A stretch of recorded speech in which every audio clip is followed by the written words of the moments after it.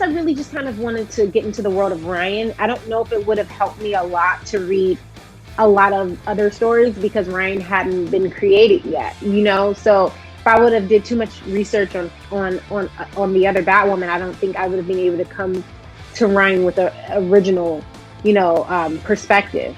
So I really just kind of like built my world of Ryan, and I used the ingredients from the script. From, if I had questions, I spoke to Caroline Dries, our show creator. And with all of that, I took about a month and a half to really just fall into the world of Ryan before we started playing. That way I was really supported when it was time to play. I knew everything about my life. I felt everything. I experienced everything. And it made me feel supported when it was really time to like start working.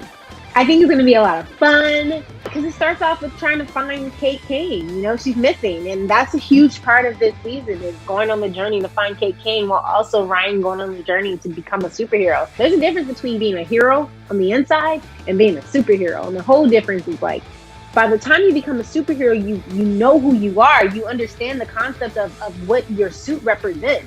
And you really watch her go from this hero to this superhero, based off of the journey, based off of the understanding, and based off of having to realize she has to be selfless and let go of her own vengeance in order to really represent what this suit has always represented in the city.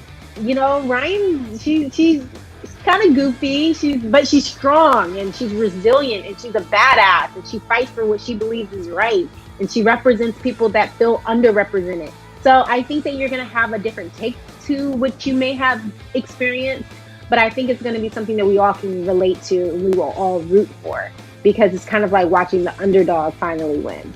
Kate Kane comes from a family of prestige and money, and she's that girl next door in the neighborhood you don't want to go into. She's the person that represents the community of people that Gotham turned their backs to.